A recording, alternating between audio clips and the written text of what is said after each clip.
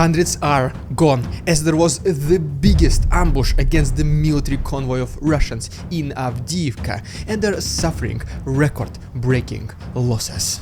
Besides that, Russians themselves finally acknowledged their vulnerability in Kherson.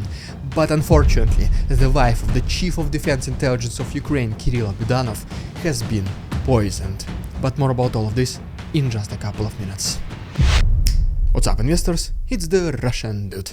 And let's get straight to the point and talk about some ridiculous Russian propaganda. Ow!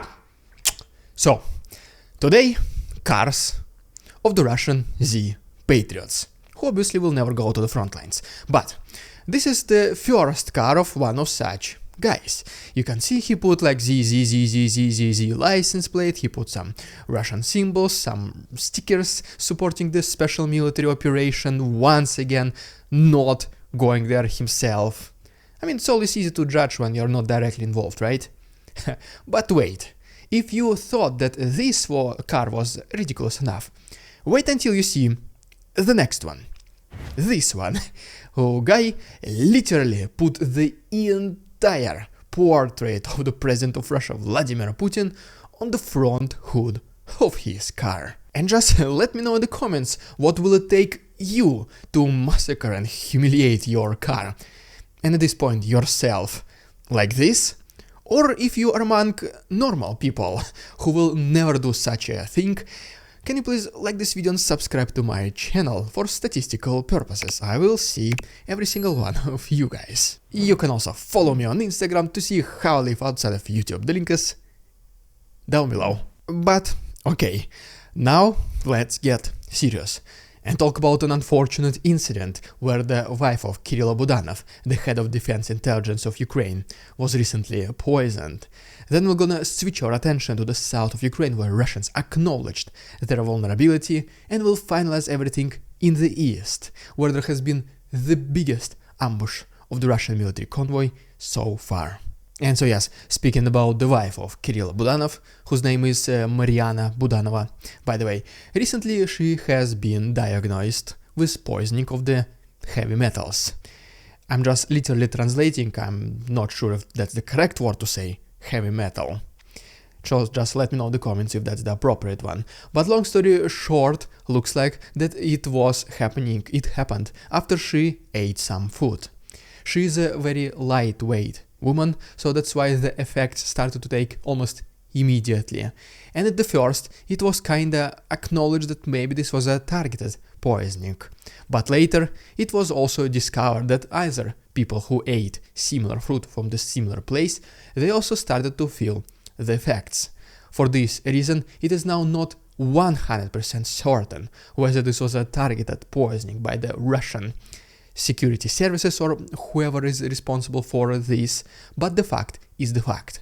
Right now she is in the hospital at the moment of recording this video, the poisoning is not that severe and she is recovering.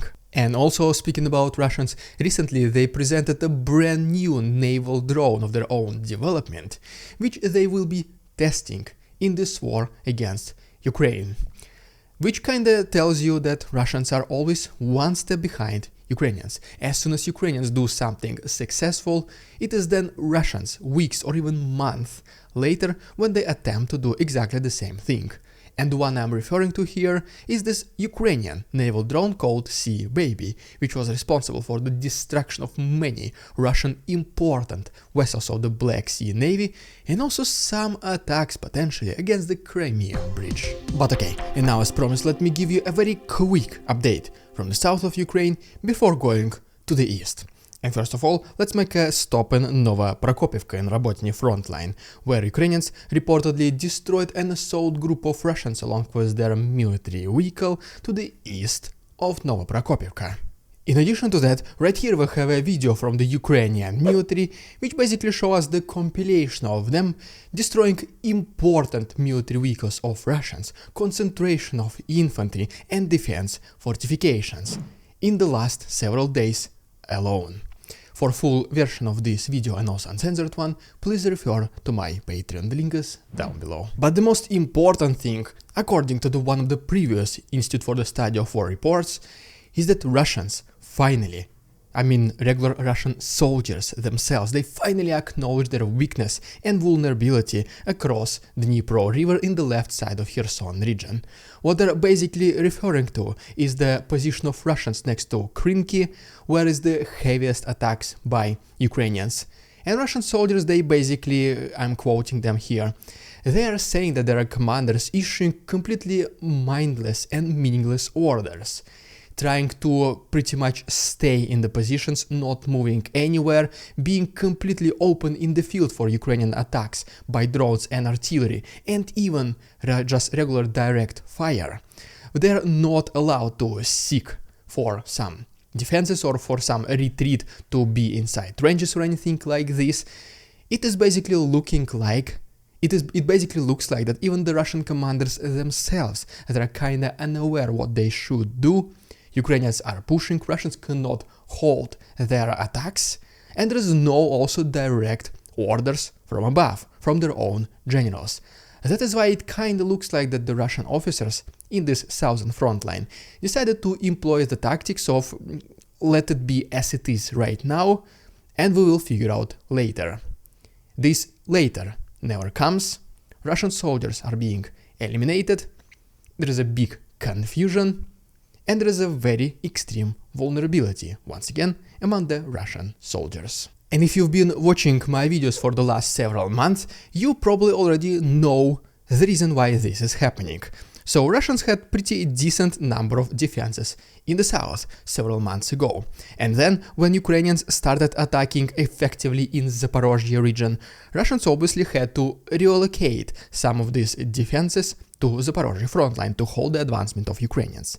Then Ukrainians also started attacking in the east, against specifically Bakhmut area, trying to recapture as much land as possible. Well, the response of Russians was pretty much exactly the same. They took some of their infantry and military vehicles and relocated it to the east, leaving only approximately 30% of their defenses in Kherson region, where at that point, let's be honest, yes, Ukrainians were not attacking. And as soon as the number of Russian defenses, the number of Russian personnel, military vehicles, and just other military-related equipment became critically low, this is exactly when Ukrainians started to launch cross-Dnipro raids, trying to establish the footholds and later the bridgeheads. And as of right now, the attacks of Ukrainians may be not as intense, but they do continue in the east. There is still some unrest in the Zaporozhye frontline, and obviously one of the biggest focus of Ukrainians right now is still in the left side of Kherson region. For this reason, Russians can no longer bring back their forces from the east or from Zaporozhye frontline, because if they decide to do it in order to protect Kherson frontline, Zaporozhye and the east will be less protected, which means Ukrainians will start attacking more in these directions. And so, to say the least, Ukrainians are employing the tactics here of divide and conquer, which in this case would be more appropriate to say divide and liberate. They pretty much spread thin Russian forces and are attacking in those locations where the defenses are less extreme, where the defenses are not as good. And as soon as Russians decide to prioritize this new location, Ukrainians will simply switch their focus to another place. Rinse and repeat. And now let's finally talk about the situation in the east, where there has been the biggest ambush of the Russian convoy in Avdiivka so far, and also the record-breaking losses. But first of all, let's make a quick stop in Sumy, because recently, as a result of a Russian attack, a local civilian building has been severely damaged. Unfortunately, there are injured among civilians. Next, we go to the actual east of Ukraine, and first of all we refer to the report by the Institute for the Study of War, which claims that Russians continue their offensive along Kupiansk-Svatove-Kreminny front line, and as of right now there are no reported gains in this sector. And Ukrainians themselves were able to destroy an assault group of Russians along with their military vehicle next to Zaitsevo. Besides that, Ukrainians were able to discover a gun nest located on the tower and destroy it located to the south of Sumy. but most importantly, a Russian military correspondent. He earlier released this video from Avdiivka, which shows that the entire military convoy of Russians with combat vehicles and other military armored vehicles has been completely obliterated by Ukrainians, leaving absolutely no chances for the infantry. And guess what? He was criticized by his subscribers, potentially also by the representatives from the Ministry of Defense of Russia, saying that this never happened. I mean, how they can claim that this never happened if right here we have perfectly clear video, which shows destroyed military vehicles, which shows that all of them are completely unusable, and there is no signs of the infantry, of the soldiers. I mean, they just see the facts, the representative of the Russian Ministry of Defense, they just see clear facts, and they still have the gut to deny it. If that's not the ridiculousness, I don't know what else is. But you know what? As everything in the past, whenever the Ministry of Defense of Russia or Russian propagandists deny something so furiously, it only means that this is true. So this is pretty much a golden rule. The more they deny something, the more probability that this actually happened. So, when they said that no, this massive ambush in Avdiivka never happened, this is a ridiculous statement to make, just consider it to be exactly the opposite. And later on, even the British intelligence report also confirmed that since the beginning of Russian offensive against Avdiivka, they started to have the record-breaking losses, which were only bigger in the very beginning of this war. Even Bakhmut offensive was not as deadly for Russians as it is right now in Avdiivka. And just for comparison reasons, here is the statistics, the graphs, which show you that Russians are losing approximately 915 soldiers per day in Avdiivka offensive, and during Bakhmut offensive this number was only 776 to 778.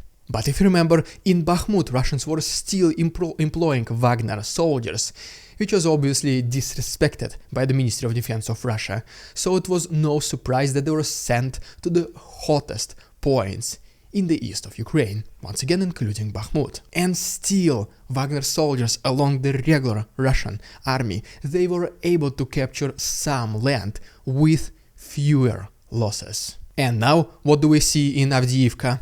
Absolutely no progress at all, and the losses are the highest since the beginning of the war, once again. I mean, I kinda knew that the regime of Putin does not care at all about the lives of the regular people.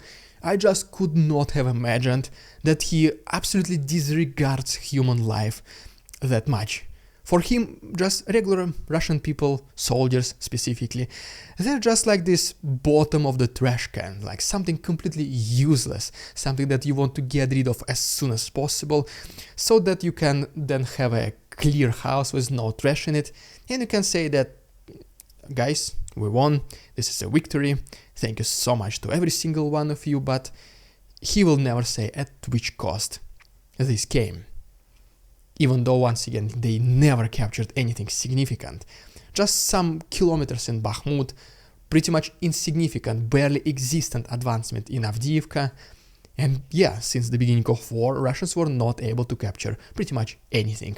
Everything that happened since the beginning of this war, since the initial push, it was Ukrainians who were taking back their own land. So I personally think it is about that time for the regular Russian people to finally wake up and do something about this situation.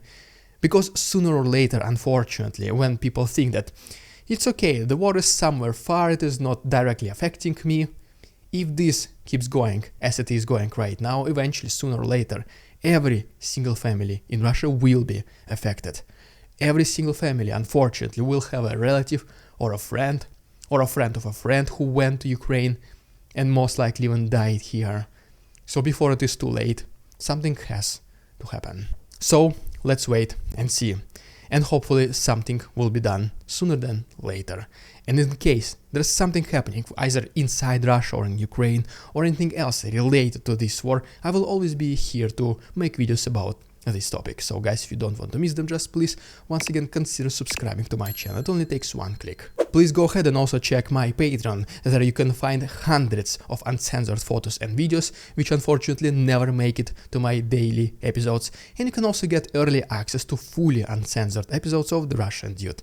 The link to my Patreon is down below. And thank you guys so much for your support. Thank you so much, Patreons, for your contributions, and see you tomorrow.